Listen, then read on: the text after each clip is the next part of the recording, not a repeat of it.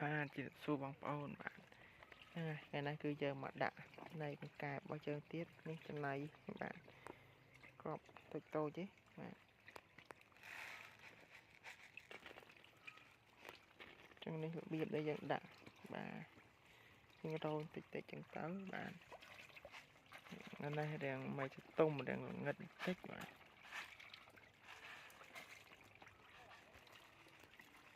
រោយចឹងណាបងប្អូនយើងដាក់ចំណៃវារយអស់ត្មងទៅបាទអូយស៊ីណាណៃមកព្រោះនេះម៉ោង12ហើយបងប្អូនហេម៉ោង12ម៉ោងជិត1ហើយហើយវាព្រឹកមិញខ្ញុំបានចំណៃវាស៊ីទេបាទចឹងហើយវារៀងក្លៀនតែយ៉ាងកែបបាទយើងអត់បានដាក់ចំណៃវាតាំងពីព្រឹកណាបាទដាក់ចំណៃតាំងពីព្រឹក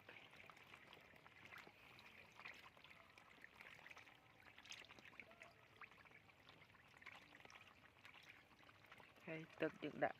ឆិតចឹងទៅបាទថ្ងៃនេះថ្ងៃទី8បងប្អូនបាទថ្ងៃទី8ខែ4 2025ជិតដល់ថ្ងៃចូលឆ្នាំខ្មែរហើយខ្ញុំកំពុងដាក់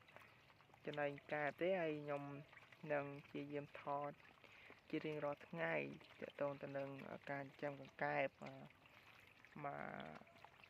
ត្រង់តូចនេះបាទជាsimpleសម្រាប់បងប្អូនយើងអ្នកដែលថ្មីគាត់មិនដឹងថាគួរធ្វើយ៉ាងម៉េចចឹងណាអញ្ចឹងត្រង់នេះសូមបញ្ជាក់ប្រាប់ជូនបងប្អូនដែរថាទំហំ1ម៉ែត្រគុណនឹង2ម៉ែត្របាទហើយយើងលើកគៀនតិចវាអត់បាន2ម៉ែត្រពេញទេបាទហើយនេះគឺកែបយើងចំនួន300បាទចំនួន300ហើយចង់បញ្ជាក់ប្រាប់ជូនបងប្អូនថាបើសិនជាកង្កែបនៅតូចប៉ុណ្ណេះត្រង់1x2នេះយើងអាចដាក់លើ300អាចត្រឹម500អីបានណាបាទប៉ុន្តែចាប់ពីយើងចាំបានពីប៉ុនមេដៃទៅមួយខែវាចាប់ផ្ដើមធំវាចង្អៀតហើយណាយើងដាក់បានទេណាយើងដាក់បានទេបាទបើទំហំប៉ុណ្ណេះ300នេះរហូតដល់ធំបានណាបាទ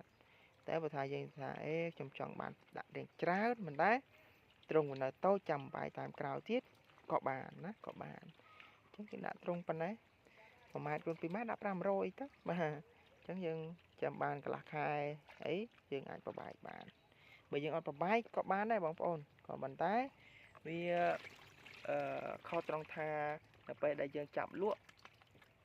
គីឡូរបស់វាដូចថាវាមិនសូវជាធំឡើងសាច់ល្អដោយសារវាចង្អៀតណាអញ្ចឹងយើងមើលទៅឃើញថាកែបក៏សុខភាពល្អដូចតែគ្នាស៊ីចំណីដូចតែគ្នាប៉ុន្តែបើសិនជាយើងប្រៀបធៀបនៅការដាក់ត្រង់តូចនិងត្រង់ទៅតាមស្តង់ដាររបស់វាបាទ1ម៉ែត្រការ៉េ100នោះគឺទម្ងន់គឺ